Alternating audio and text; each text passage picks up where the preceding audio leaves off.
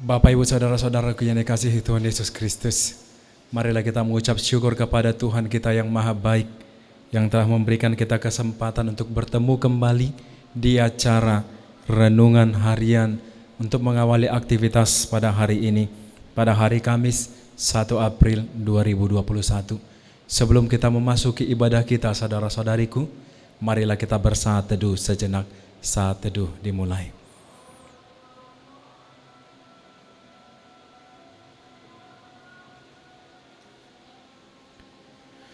Bapak Ibu Saudara-saudariku yang dikasihi Tuhan Yesus Kristus, marilah kita bernyanyi dari buku ND HKBP nomor 249 ayat 1.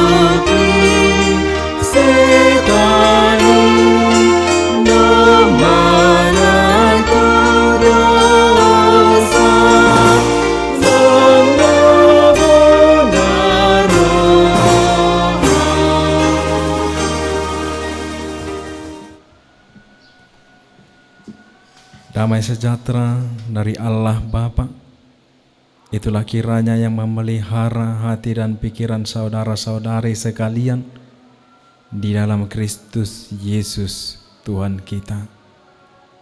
Amin. Bapak Ibu Saudara-saudariku, yang menjadi nas renungan kita pada hari ini terambil dari kitab Matius 26 ayat 39b. Kitab Matius 26 ayat 39b, demikian dikatakan di sana. Ya Bapakku, jikalau sekiranya mungkin, biarlah cawan ini berlalu daripadaku, tetapi janganlah seperti yang ku kehendaki, melainkan seperti yang Engkau kehendaki. Bapak Ibu Saudara-saudariku yang dikasihi Tuhan Yesus Kristus, ketika saudara berdoa, apakah Tuhan mendengar doa saudara? Apakah Tuhan menjawab doa saudara? Apakah Dia selalu memberikan penggenapannya? Bagaimana saudara bisa yakin tentang hal itu? Saudara-saudariku, saudara bisa yakin karena Dia berkata Dia akan dan Dia pasti menepati janjinya.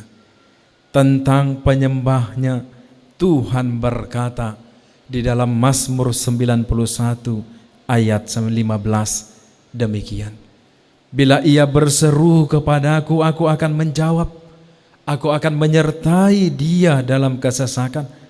Aku akan meluputkannya dan memuliakannya. Sesederhana itu bukan? Saudara-saudariku, tentu saja jawaban khusus yang Dia berikan mungkin bukan untuk atau bukan seperti yang saudara inginkan, tetapi itu adalah keputusannya, bukan keputusan saudara, bukan keputusan kita. Berapa banyak pengalaman tidak menyenangkan yang bisa saudara hindari jika saudara tahu itu akan datang. Hal yang sama mungkin terjadi pada Yesus,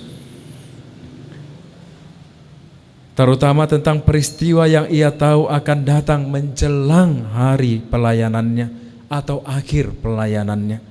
Peristiwa yang ia sebutkan beberapa kali kepada murid ketika mereka berada di Kaisarea Filipi, mereka memulai untuk mendengarkan penjelasan Yesus yang disampaikan kepada muridnya dengan mengatakan bahwa ia harus pergi ke Yerusalem dan menanggung banyak penderitaan dari pihak tua-tua, imam-imam kepala dan ahli-ahli Taurat.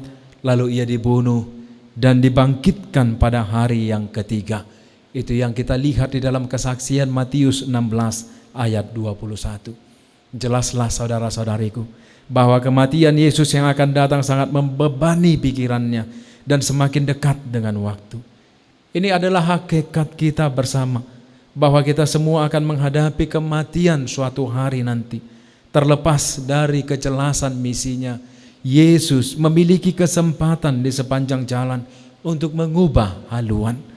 Namun meskipun terlihat kuat dalam komitmennya pada rencana Tuhan, Yesus memiliki keraguan dan bertanya-tanya apakah ada cara lain, tetapi dia tidak menentang rencana Bapa.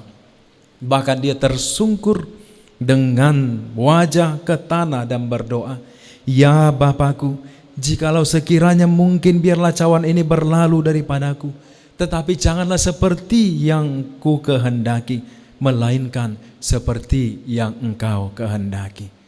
Saudara-saudariku, doa penting bagi Yesus, seperti yang ditunjukkan di dalam khotbah dan perbuatannya atau di dalam realisasinya, sebagaimana yang disebutkan oleh Matius, yakni dia mencontohkan kepada para murid bagaimana berdoa ketika orang tua membawa anak-anak mereka kepadanya untuk diberkati. Dia mengajar murid-murid untuk berdoa setelah saat menghadapi penganiayaan. Dia mencontohkan kepada para murid bagaimana berdoa ketika dia bergumul dan bertanya-tanya, apakah ada cara lain, cara yang lebih mudah untuk mencapai rencana Allah. Saudara-saudariku, kita sering melihat doa terutama sebagai sarana untuk meminta sesuatu dari Tuhan. Apa yang Tuhan tunjukkan di sini adalah bahwa doa juga jalan untuk menunjukkan sesuatu kepada Tuhan. Saudara tidak dapat melakukan pengorbanan yang sama dengan yang Yesus lakukan, tetapi saudara dapat menunjukkan penyerahan yang sama seperti yang dia lakukan. Yesus menunjukkan dua kualitas di dalam doanya yang juga harus menjadi bagian doa saudara. Saudara-saudariku, pengakuan bahwa apa yang saudara inginkan tidak penting, ini tidak selalu mudah dilakukan. Apalagi jika saudara benar-benar menginginkan sesuatu.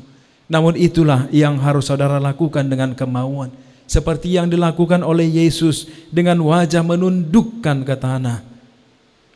Pengakuan bahwa apa yang Tuhan inginkan adalah yang terpenting di dalam hidup kita. Ini tidak selalu mudah untuk dilakukan, saudara-saudariku. Apalagi jika saudara benar-benar menginginkan sesuatu. Namun itulah yang harus saudara lakukan dengan kemauan seperti yang Yesus lakukan. Tetapi janganlah seperti yang ku kehendaki, melainkan seperti yang Engkau kehendaki. Demikian dia serukan di dalam doanya. Tuhan tidak terbatas hanya melakukan satu hal dengan kehidupan seseorang. Dia dapat dan akan dan pada kenyataannya mencapai banyak hal jika saudara membuat kehendaknya menjadi yang terpenting. Jangan ragu untuk bertanya kepadanya tentang hal itu. Pada akhirnya, aspek terpenting dari doa-doa tertentu mungkin bukanlah bagaimana Tuhan menanggapi permintaan saudara, tetapi bagaimana Tuhan menetapkan jawabannya seturut dengan kehendaknya. Selamat hidup doa. Amin. Marilah kita bernyanyi dari buku ND HKBP nomor 487 ayat yang pertama.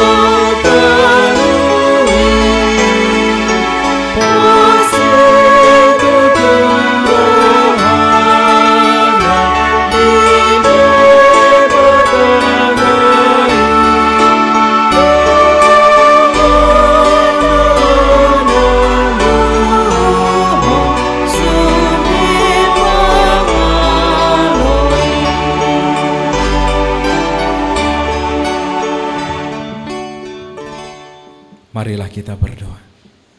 Terima kasih Allah Bapa Surgawi, kami bersyukur kepadamu atas hadirat-Mu, berkat-Mu yang berlimpah bagi kami. Kami berterima kasih karena Engkau telah menyertai hidup kami dan Engkau telah melingkupi kami dengan segala sukacita. Bahkan ketika kami memulai aktivitas kami pada pagi hari ini, Tuhan telah membangunkan kami dan Tuhan telah memberkati dan memberikan kepada kami nafas kehidupan baru untuk memuji Tuhan, melayani Tuhan, dan memuliakan nama Tuhan melalui ibadah dan pujian syukur kami. Hari ini Bapa, kami akan memulai kegiatan dan aktivitas kami. Berkatilah kami ya Tuhan, sertai kami, berikan kesehatan, kekuatan, kebijaksanaan, damai sejahtera, dan anugerah yang daripada-Mu untuk memelihara kami dalam setiap apapun yang kami kerjakan dan kami langkahkan di dalam kehidupan ini.